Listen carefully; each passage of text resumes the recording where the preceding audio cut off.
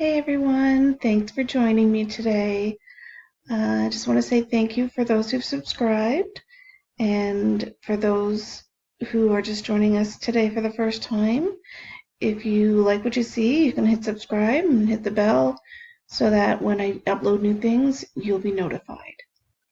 Really appreciate that.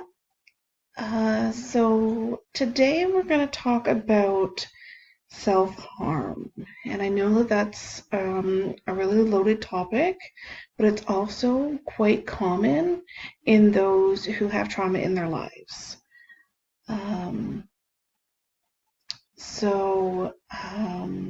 I want to let you know that this isn't by any stretch promoting self-harm. I actually wish I never started. Um, it's something that I regret every day, and I often compare it to an addiction like smoking or any other addiction, because even today, even though it's been years since I've cut or self-injured, I still think about it every day. So um, I wish I didn't. Even though I have learned other coping mechanisms and I have learned how to deal with things better, it's still always in the back of my head. It's always still kind of my go-to thought when I'm highly, highly stressed, and I really don't like that. So I'm going to take you back to a time, sorry, it was a while ago, to when I was 14. Just quickly did the math and like, oh, that was a while ago, but um, it was, yeah, quite a while ago. So when I was 14, if you've watched my other video about my first time at Cottage 5, you'll know that I was in foster care. So I had been in my foster home. I loved my foster home. It was the first time I'd ever been treated like a human being, like a 14-year-old girl. I didn't really even know what to do with myself, and I think that brought up a lot of really confusing and mixed emotions, and I didn't really understand how to process any of that because I've never really had anybody be nice to me before, and here I have this woman who's actually being motherly, and she was the nicest person to me up to that point. Well, my grandmother was very nice to me, but I barely got to see her, so somebody who I was living with and who was taking care of me and doing what a mother should do. And, she hugged me, which my mother never hugged me. I was lucky if I got slapped upside the head. Like, there was no hugs. Um, Same with my dad. To be hugged? No. So, this strange woman, and she gave me responsibility, and I was never allowed to do anything in my adoptive home, my family growing up with my parents. So when I was in the foster home and being treated really nice, I think it just brought up a whole lot of emotions that were really overwhelming. And I think it brought up a lot of sadness and a lot of pain and a lot of loneliness. And so I started finding small ways to scratch myself, which is pretty much what it was, like mostly because it got a lot worse. And it got worse quickly, really quickly. And it really makes me sad and frustrated when I hear, oh, you're just doing that for attention. I don't hear it anymore, obviously, because I don't do it anymore. But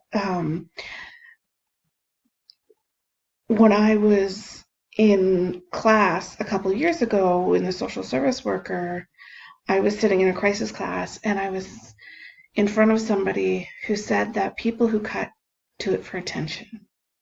And I had to sit there and not react because I knew that if I turned around and reacted, that I was going to get really angry because that's a huge trigger for me because I hid everything I did, which is really strange because in one sense, I think I was doing it to show all the pain on my inside on my outside, because if I put it on my body, then you could see it. There wasn't enough I could do to my body to show how much I was hurting on the inside, but that was part of the logic. And as I've assessed it since then, I think also because whenever there was something going on at home, the reaction would be violence from my parents. So if something goes wrong, something bad happens. So if something goes wrong or if something's upsetting, something bad needs to happen for me to feel secure. So that's another reason I think that I self-injured. And it was really strange because, and I can't do it now, so I know that my dissociation level is so different. But in the middle of summer, I would wear hoodies, I'd wear sweaters, I'd wear like long sleeves, and I wouldn't even feel the heat. But that was because I was so focused on hiding what I was doing, and so that other people wouldn't question it. Um, it was really hard when I did finally get a job. Well, not finally, when I was emotionally ready to get a job and old enough to get a job and all of that stuff.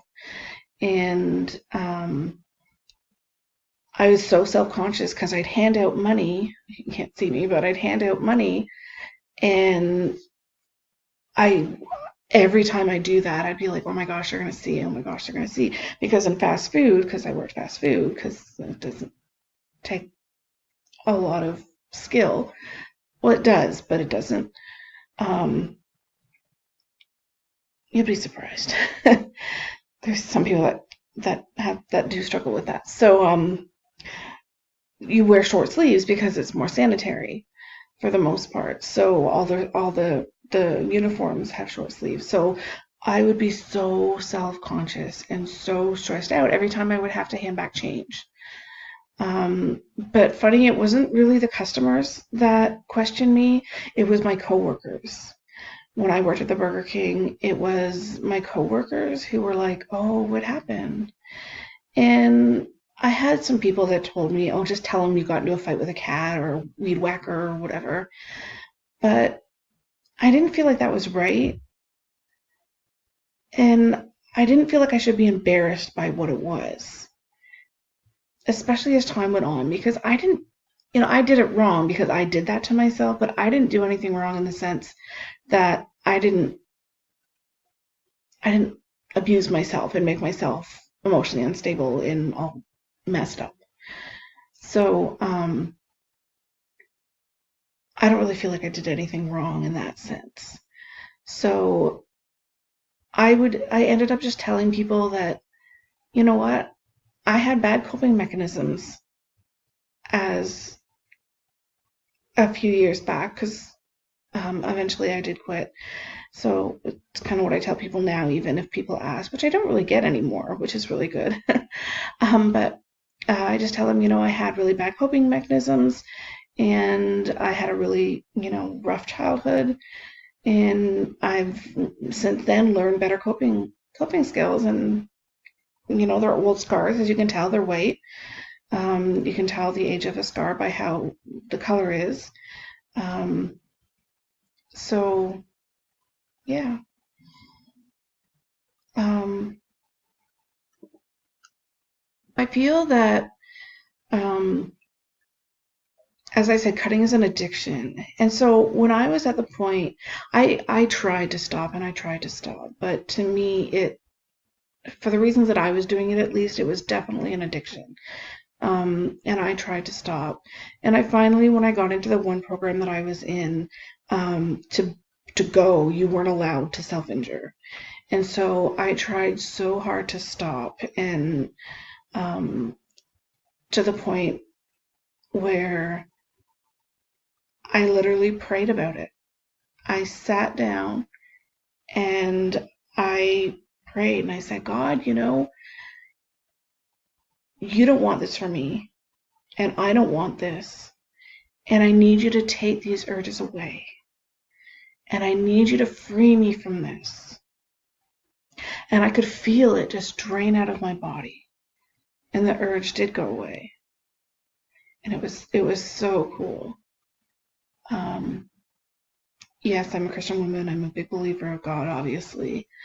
I don't believe that I would be a healed woman today if I didn't have God, if I didn't believe in God.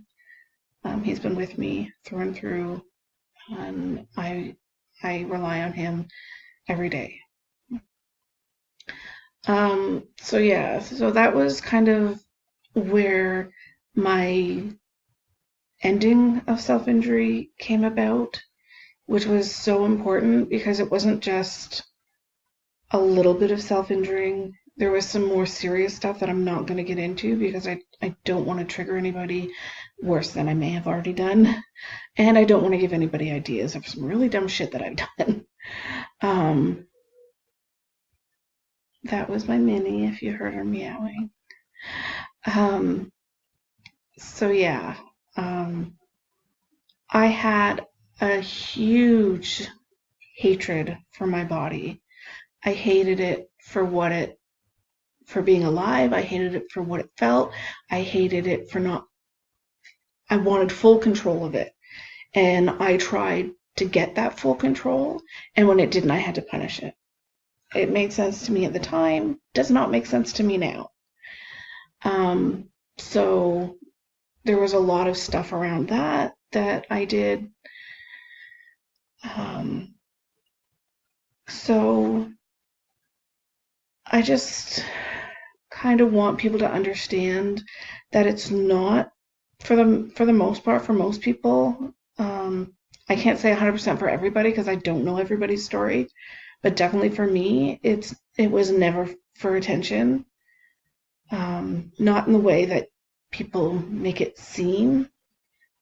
I wanted people to see my pain in the sense that I wanted them to help me. I wanted the pain to go away, and I didn't know how to make it go away. And I didn't know how to express that pain with words for them to understand how bad it was. So hopefully that helps people understand, why sometimes people self-injure, and that it's not easy to quit. And for those who are trying to quit, bless you. Like every day, every minute that you get by, that you succeed, celebrate, because it's not easy. It was so hard for me to quit. And as I said earlier, I still think about it every day, which is really frustrating for me because I love to just be able to, get through the day and to be completely normal. And I had one teacher tell me when I was at one of the private colleges that I talked about in a different video, it was really, really stressful. And she asked me, "Are you thinking about hurting yourself?" And I said, "Yeah, is that not normal?" And she said no. And that just floored me. I'm like, oh no, what am I going to do? Because then she got all worried about me, and I'm like, well, it's my normal. So it may be normal to have the thoughts. It's remembering that you are in control of them. And sometimes I still have to remind myself that just because I'm having a thought and just because I'm thinking about it doesn't mean I'm going to go get something. It doesn't mean I'm going to do anything that's going to hurt me. And I don't need to do that. Because the one thing that I decided, and the one thing that became very clear and very important to me, is I have been hurt enough, and I don't deserve to hurt anymore. So hopefully you can get, if you're healing and you're watching this as a person who's healing or trying to recover versus somebody who's a helper, hopefully that you can learn that and feel that for yourself, that you don't deserve to hurt anymore.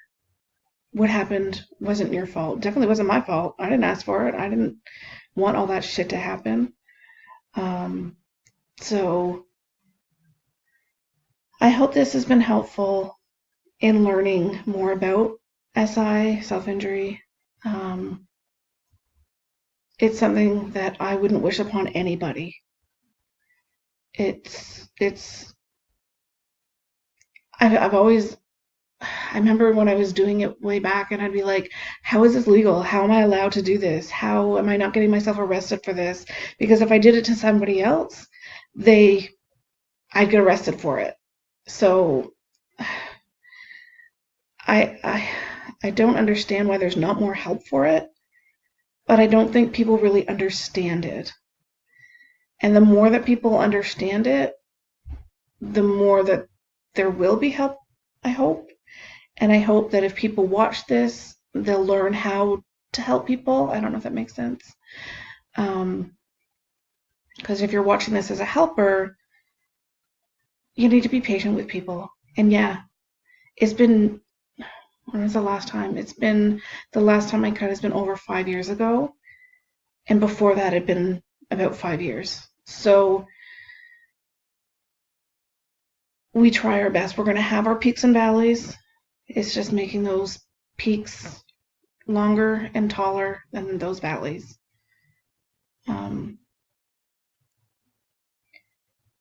And I think that for the helpers that are watching and wanting to learn how to help, don't shame people for it. Don't tell them they're attention seeking. Don't get mad at them. And help them learn to talk about it. Help them find the words and help them find new coping strategies instead of hurting themselves. Learning to love your body in a way. See, I still don't like my body. I still cannot connect with my body. I don't know if I'll ever get there. Maybe I'll feel better once I lose my weight because after I did that weight loss SMART goal video, I'm like, I'm back on the Weight Watchers. So maybe I will after that. I don't know. I doubt it. But again, there's no counseling out there for me to get over that last hump that I need to get over. So hopefully other people will be able to get over it. Hopefully, because I know that this is YouTube, so it can go everywhere. And hopefully somewhere in the States or somewhere in the UK or, other places I've watched videos that are similar to this, that they are going to be able to help people. I just know that Canada doesn't have the resources. And maybe once my program gets up and going, I'll be able to help some people. But until then, I hope that people are respectful of people who self-injure because it's not easy. And learning to love yourself takes a lot of time when your entire life has been people disrespecting you and disrespecting your body. And that changes your brain chemistry. And so to change that back takes time. Sorry, any noises. So I hope this has been helpful, and I hope this helps the people who are watching to learn more about SI and those who are needing validation and who are needing, who are trying to recover. And so again, if you liked any of this, hit subscribe, hit the bell. When something new gets uploaded, then you'll get notified. And until then, take care and respect yourself. Till next time.